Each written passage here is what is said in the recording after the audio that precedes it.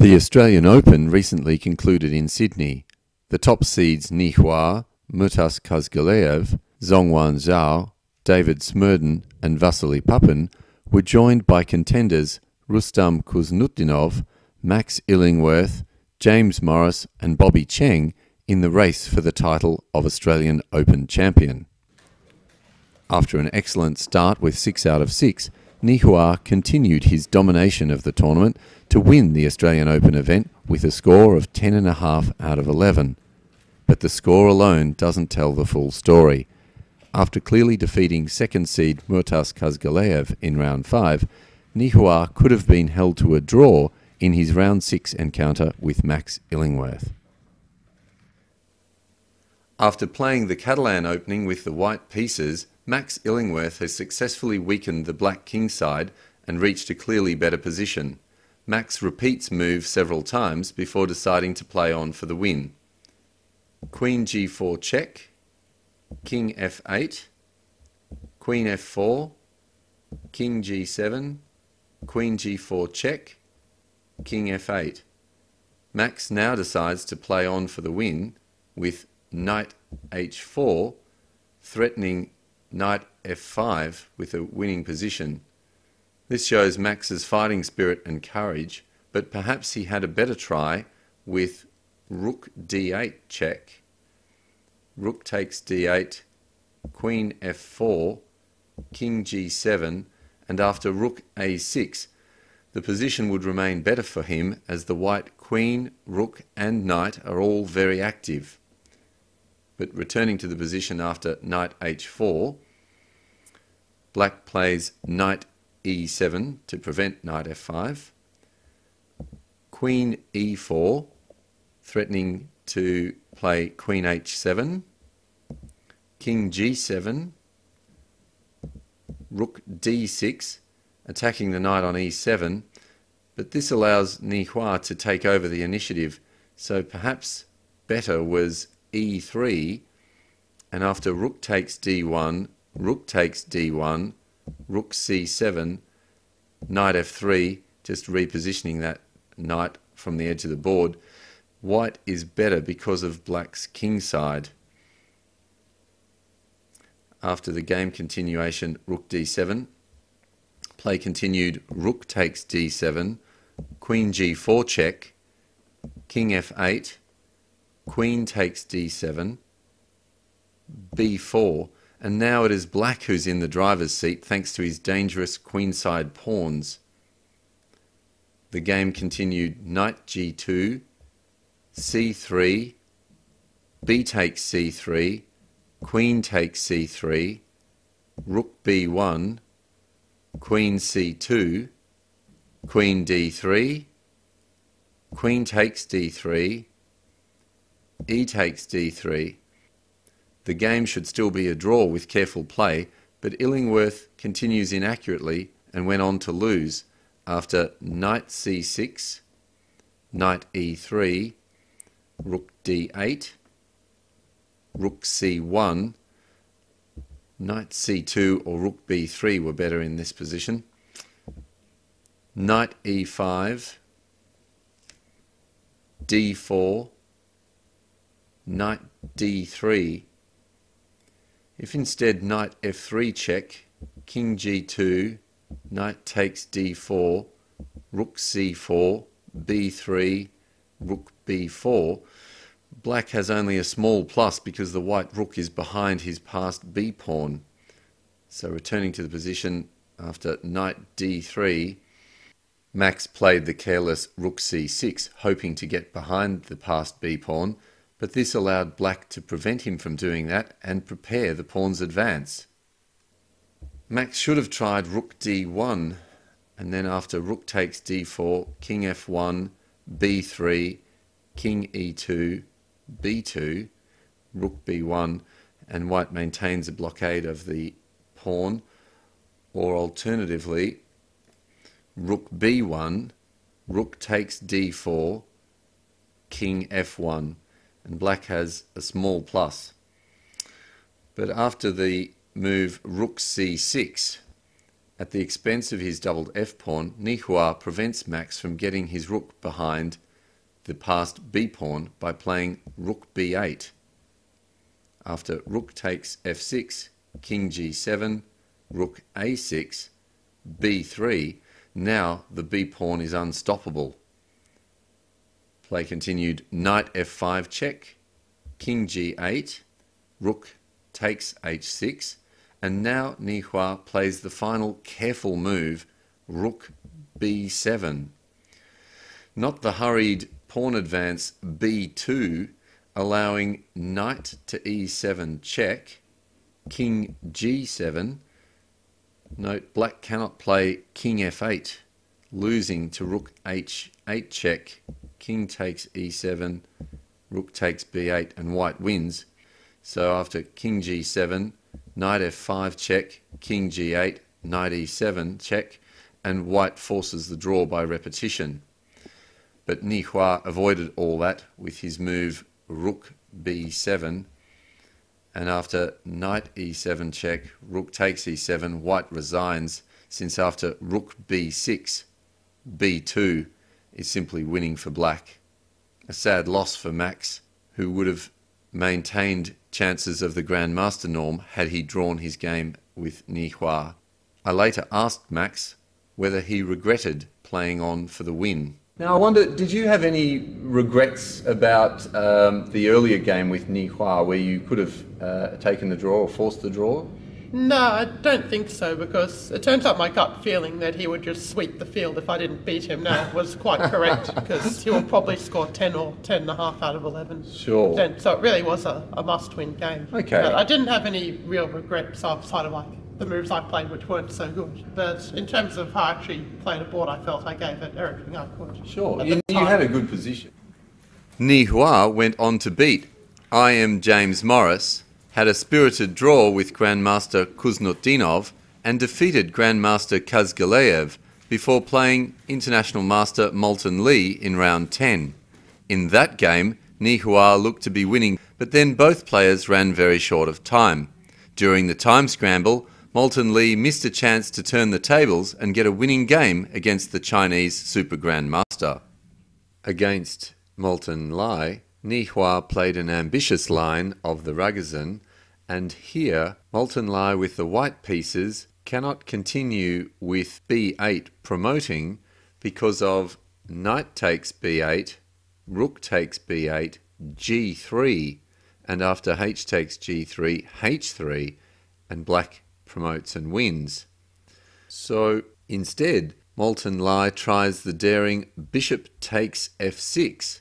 Here both king takes f6 or g3 should be winning for black, but in time trouble, Niua throws in the check, rook g2.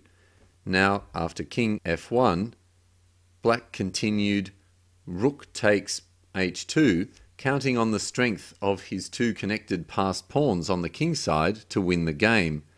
But this move, or the alternative, king takes f6, allow white an unexpected defence which is difficult to find, the brilliant rook b6. Black cannot take the rook, as that would allow b8 promoting to a queen, and white now threatens bishop e5 with discovered check. Black continued king h7, intending to continue with the winning pawn advance g3, but now white can turn the tables and gain a winning advantage with rook d6. This probably would have ended Niua's undefeated run at the tournament, since after knight b8, rook d8, white threatens both rook takes knight b8 and knight e5, setting up a mating net. If black saves his knight with knight a6, then knight e5, threatening rook h8 mate, king h6, then both rook g8 or the immediate rook h8 check, bishop h7, knight takes g4, and white wins. So black must give up his knight after rook d8, for example with rook h1 check, king e2, king g6, rook takes b8, bishop takes b7, rook takes b7, king takes f6, and after knight e3, white has excellent winning chances. Instead, after king h7, white continued with knight e5 immediately. This allowed the winning pawn advance g3, and now it's all over. Black cannot be prevented from queening. Play continued b8, promoting, knight takes b8, rook takes b8, and now rook f2 check seals white's fate. Moulthun Ly may have been hoping for g2 check, and after king f2, now black must play g1 and give up his g-pawn to avoid rook h8 mate, for example, after rook h1. So instead, g1 takes rook g2 check, king f1, rook g8 to avoid mate, but then white is clearly winning. But after rook f2 check, king g1, rook takes f6, it's all over for white. Play continued, rook e8, rook a6, rook e7 check, king g8, rook e8 check, king g7, rook e7 check, king f6, rook f7 check, king g5, rook f1, and after h3, white resigned. I asked Moulthun Ly after the game whether he was aware that he'd missed the win with rook d6 and what his thoughts were. Computer analysis suggests that right near the end of the game, you missed a chance to turn the tables and actually get a winning position. How do you feel, or how did you feel when you found that out? I mean, I am most comfortable in my blitz. That's where I feel most comfortable. Yeah. So when we were down to 30 seconds, that's where I could have thrown in, well, I did throw in a lot of random tactics. And it sort of changed the position almost every move, I think. Sure, trying for tricks, yeah. But I think, okay, it would have been nice if I found it, but I think it was quite difficult to analyze. Yeah. And I really had to pick between that or 95. Yes, so it was 50-50 chance. Yeah, so it was either at that point playing 95 or rook d6. Or rook d6. They're the only two moves which really make sense. Yeah, and it turns out that rook d6 is winning. After knight b8, then rook d8 hits the knight and threatens the setup of a mating net. So you had considered it, but you'd been on an increment for some time leading up to that. Well, at that point we were both down to about 30 seconds each. Wow. So it was definitely no time to analyse many lines at all. Niua went on to win his final game against the defending Australian Open champion IM Bobby Cheng to win the tournament with a score of 10.5 out of 11, a full 2.5 points ahead of equal second place getters Murtas Kazhgaleyev and Max Illingworth. Niua described the result as one of the best ever in his chess career.